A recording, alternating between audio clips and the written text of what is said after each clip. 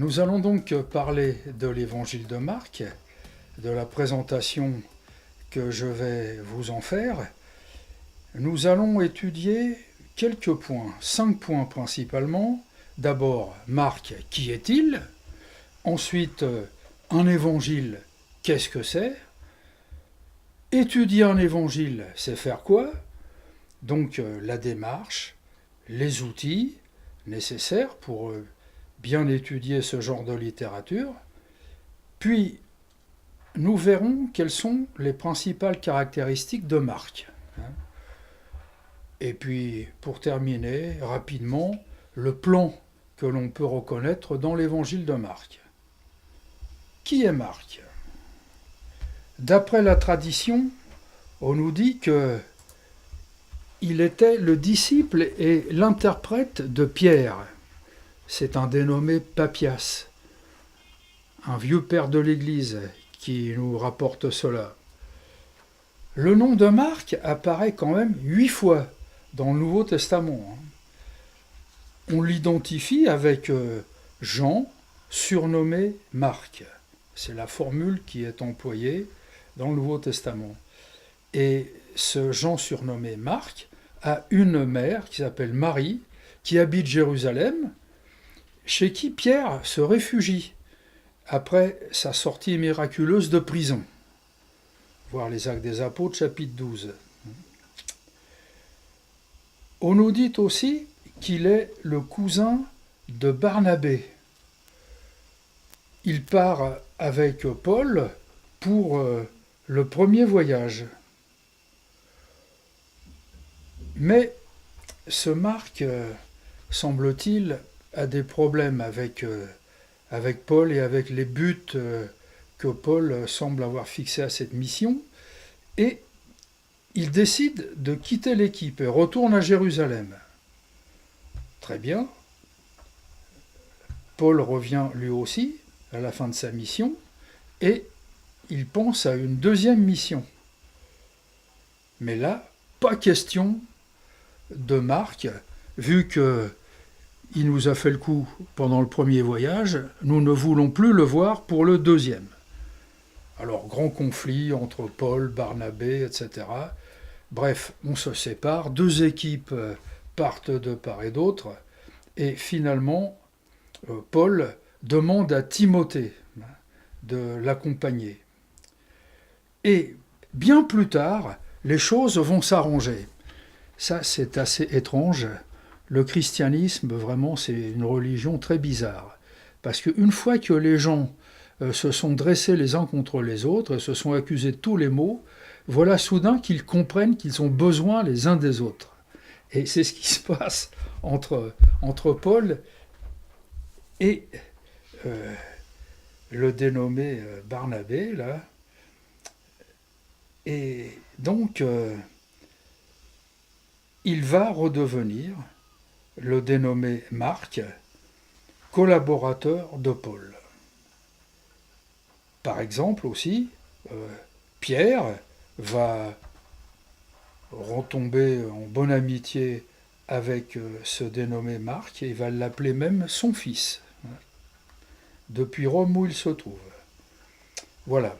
Donc Marc est quelqu'un qui est dans la même position que Luc, c'est-à-dire c'est pas l'un des 12. Il a peut-être connu Jésus, il a peut-être côtoyé, c'est tout à fait possible. Dans l'évangile de Marc, il est question à un moment d'un jeune homme qui s'enfuit tout nu lors de l'arrestation de Jésus. Et beaucoup de biblistes se mettent d'accord pour reconnaître que c'est sans doute Marc qui était là et qui s'est retrouvé tout nu au moment de l'arrestation et qui s'est enfui, quoi. Voilà.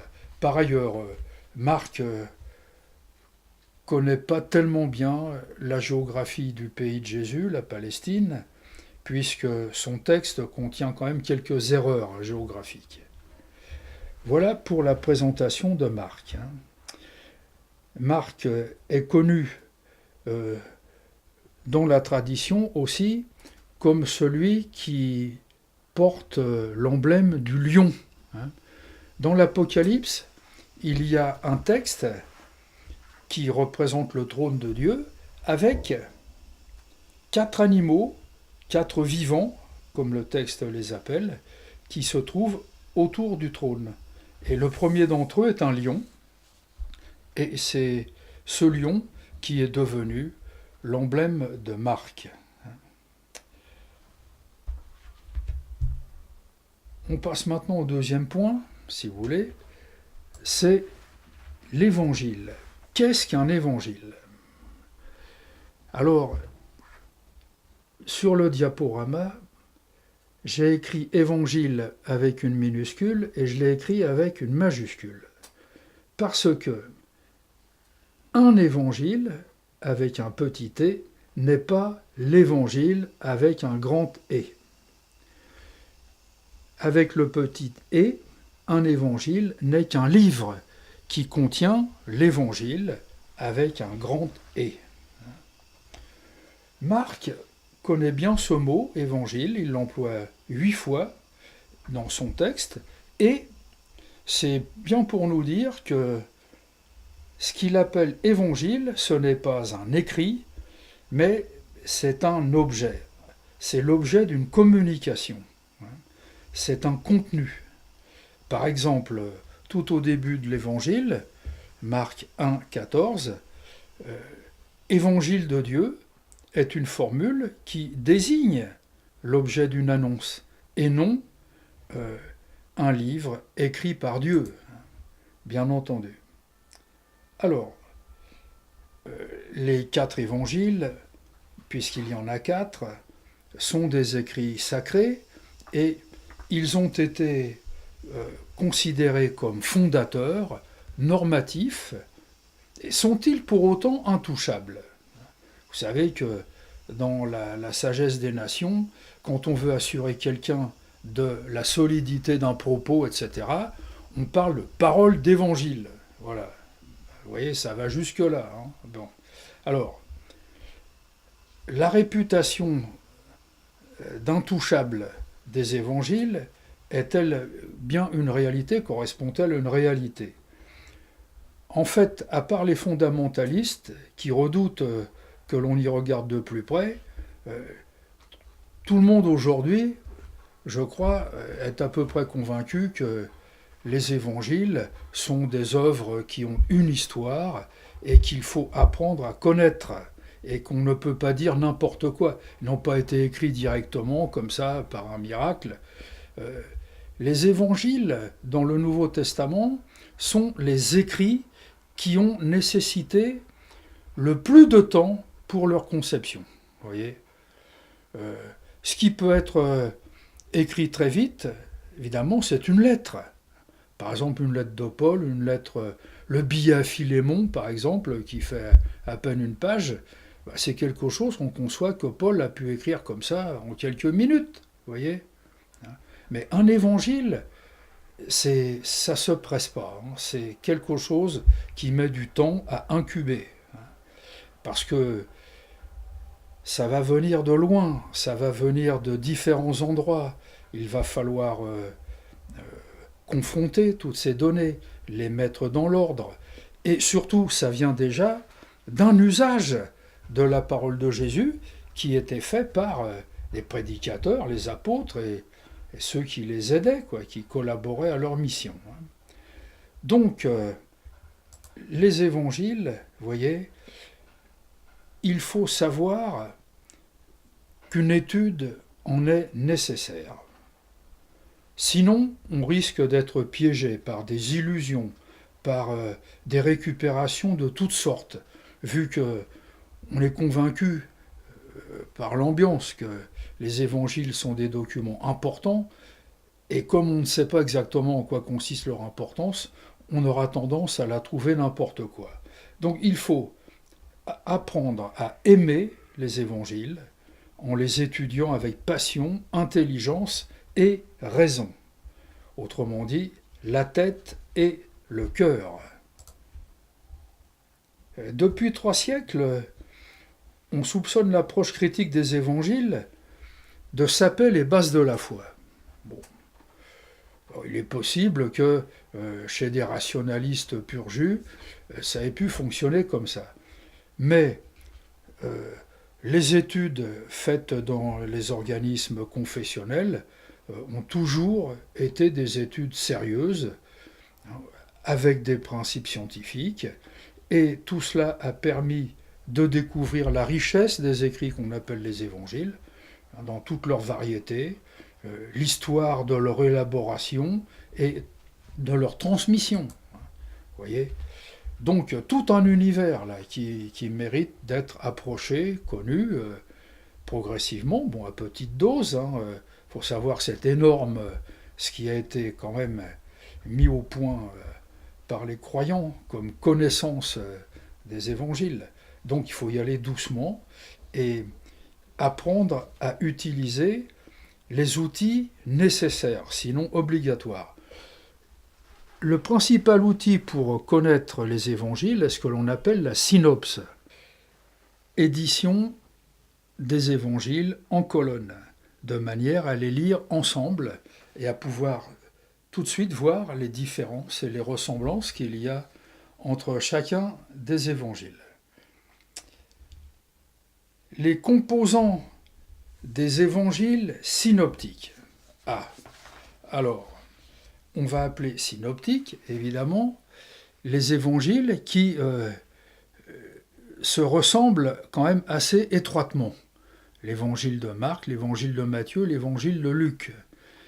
L'évangile de Jean est nettement à part puisque sa composition, son plan et même les sujets qu'il a retenus dans l'histoire de Jésus sont vus différemment.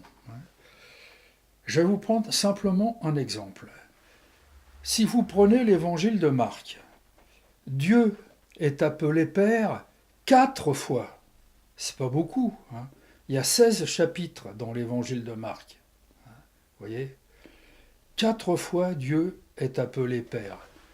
En revanche, si vous ouvrez l'évangile de Jean et que vous faites le total, 117 fois Dieu est appelé Père. Donc on voit bien que c'est sans doute le même Jésus-Christ, c'est sans doute le même Dieu, le même Père et tout, mais c'est pas du tout le même évangile qui écrit. Vous voyez ? Le même évangéliste qui écrit un évangile différent de l'autre. Grande différence. Apprendre à reconnaître ces différences et à vivre avec, car ils ont tous les quatre une énorme richesse. Alors, les composants des évangiles synoptiques, de manière à pouvoir les étudier, les comparer, etc., il faut quand même se donner un certain vocabulaire, ce que l'on appelle le texte intégral d'un évangile. C'est tout simplement le texte complet, reconstitué par un éditeur à partir de manuscrits anciens, qui présentent entre eux évidemment des variantes.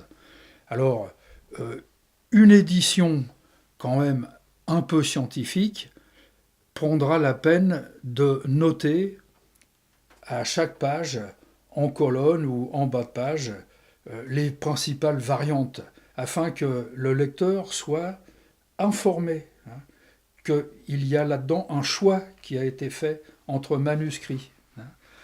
Et au passage, je vous indique que la manière d'écrire d'un évangile, une phrase, un verset, etc., ça s'appelle une leçon, c'est-à-dire ce que l'on lit dans cet évangile.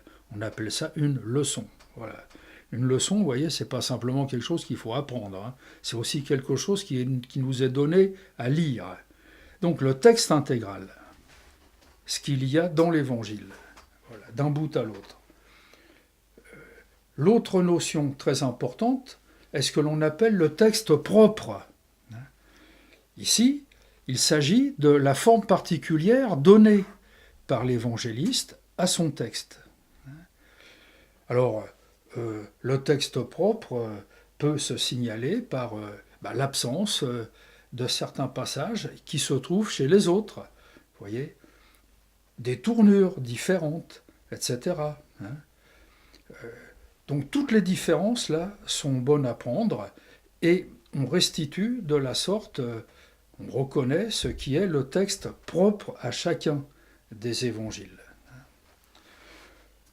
Maintenant, pour pousser davantage, ce que l'on appelle, pour les 3 évangiles synoptiques, Matthieu, Marc et Luc, la triple tradition.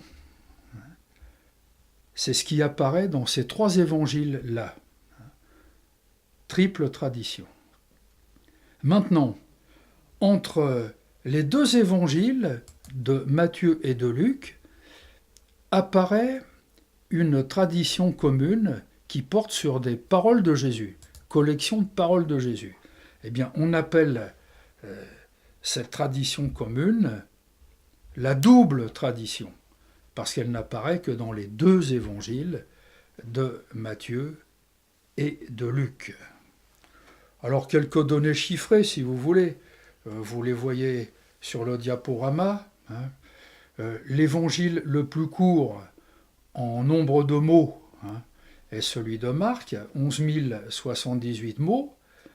Et l'évangile le plus long, en volume, en nombre de mots, n'est pas celui de Matthieu, malgré le nombre de chapitres supérieur, c'est bien celui de Luc, qui n'a que 24 chapitres, mais qui compte 19 430 mots. Vous voyez ? Ça, ce sont des petites données qui ne sont pas à prendre par cœur, mais au moins à savoir lequel des 3 est le plus long et lequel des 3 est le plus court. Ça peut servir. J'en viens maintenant donc aux caractéristiques de Marc. Donc on vient de voir, c'est le plus bref des évangiles, 11 078 mots. C'est aussi celui qui a le texte propre le plus léger, seulement 1033 mots, c'est-à-dire un tout petit peu plus de 9%, même pas un dixième, vous voyez. En revanche, une matière commune est très importante, triple tradition, donc de Marc avec les 2 autres, 10 045 mots, un peu plus de 90%. Et dans l'évangile de Marc, manquent les paroles de Jésus qui sont communes aux évangiles de Matthieu et de Luc. Voilà comment ça se présente. Et ça, ce sont des choses que l'on doit apprendre très vite, parce que c'est vraiment le squelette là, des 3 évangiles synoptiques. Et on peut d'ailleurs se demander si, avec ces 9% seulement, Marc mérite vraiment d'être considéré comme un évangile original. Bon. Eh bien, l'argument peut tout à fait être renversé en sa faveur. Parce que, si apparemment il ne paraît pas très original, son livre, lui, peut avoir servi de modèle pour les 2 autres. Voyez ? Et de fait, quand on étudie de près les 3 évangiles synoptiques, on se rend compte très vite que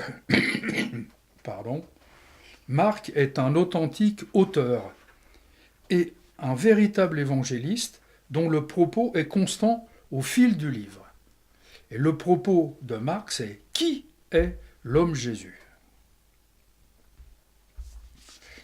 Alors, nous allons maintenant passer brièvement au titre de l'évangile et au plan de cet évangile. Tout d'abord, un mot sur le titre de l'évangile.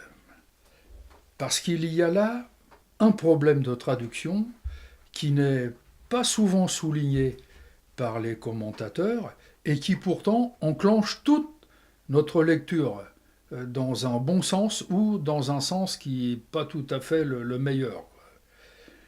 La traduction commune de cet évangile est ainsi libellée.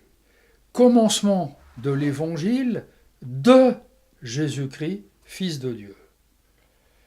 Le problème ici, c'est ce de Jésus-Christ.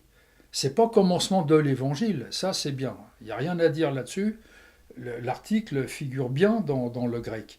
Mais le deuxième de ne correspond à rien dans le texte grec. Autrement dit, une bonne lecture, une bonne traduction devrait être la suivante. Commencement de l'évangile, Jésus-Christ, Fils de Dieu. Et si évangile veut dire bonne nouvelle, eh bien la bonne nouvelle, tout simplement, c'est que Jésus est Christ et Fils de Dieu. Voilà, c'est ça la bonne nouvelle. Et le commencement ne désigne pas le commencement d'un livre. Hein. Tout le monde l'a entre les mains, tout le monde voit bien que c'est la première page. Ça ne sert à rien de dire que c'est le commencement du livre. Vous voyez ? En revanche, ce qui commence sérieusement, c'est Jésus-Christ qui commence. Et pour nous aussi, il commence grâce à la lecture de ce livre qu'on appelle l'Évangile. Commencement en nous, commencement en l'Église. Voyez ? Et c'est grâce à cet écrit que Marc appelle Évangile, voyez, que Jésus peut commencer à exister pour nous, et nous à exister pour lui. Voilà. Donc, très important d'assainir le titre qui est donné à cet évangile. Alors maintenant, le plan, bon, c'est le plus simple que l'on puisse reconnaître dans l'évangile de Marc, ce sont les signaux qu'il nous laisse lui-même dans son texte. Alors, il y a deux grandes parties. Tout d'abord, si on prend le titre que nous venons de regarder d'un peu plus près, nous voyons que Jésus-Christ est soit Christ, soit Fils de Dieu. La bonne nouvelle, c'est que Jésus soit Christ, Fils de Dieu. Or, précisément, son évangile va se diviser en deux parties principales. La première va se terminer avec la confession de foi de Pierre, « Tu es le Christ ». Voilà. Et la deuxième moitié de l'évangile va se terminer par quelque chose de symétrique, mais cette fois dans la bouche du centurion qui se tient au pied de la croix et qui dit « Vraiment, cet homme était Fils de Dieu ». Il n'y a pas moyen d'échapper à cela si l'on veut diviser cet évangile en parties intelligentes et fondées sur le texte même de l'évangéliste. Alors, chacune de ces parties, après, se subdivise en trois sous-parties. Bon, ça, on le verra au fil de l'explication, suivant le type de formation que vous aurez à suivre. Voilà. Sachez qu'il y a donc, au total, 3 parties dans chacune des deux, ce qui en fait 6 au total. C'est pas compliqué du tout. Alors, conclusion, voyez, toutes ces caractéristiques que nous venons d'évoquer à propos de Marc, qu'il s'agisse de la géographie de l'évangile, puisque ça commence en Galilée, ensuite Jésus monte, comme on dit, à Jérusalem, là-bas il prêche dans la ville et dans le temple, et il subit donc sa mort, et il ressuscite le 3e jour. Voilà. Eh bien, ces parties de l'Évangile constituent non pas simplement une histoire de Jésus, une vie de Jésus. Bien sûr, c'est une histoire et c'est une vie, bien sûr. Mais ce sont des écrits tout à fait spéciaux et spécifiques qui nous font vivre avec Jésus un parcours. Et ce parcours, il est catéchétique. C'est-à-dire que c'est un parcours, en quelque sorte, je vais employer une comparaison, mais c'est tout à fait ça, c'est un parcours touristique, avec un guide entre les mains, voilà. Nous visitons Jésus-Christ, qui est bonne nouvelle, envoyée par Dieu à la planète. Alors, c'est vraiment cela l'objet principal de l'évangile de Marc. Qui est cet homme ? La question, il la pose d'ailleurs à ses disciples. Et nous pouvons là conclure maintenant, nous, dans notre présentation, c'est que c'est un parcours aussi initiatique. Le premier mot de ce livre, c'est commencement. Vous voyez, commencement, c'est tout à fait une initiation qui se met en route, qui commence et qui doit aboutir à quelque chose de tout à fait énorme et que nous espérons tous comme chrétiens.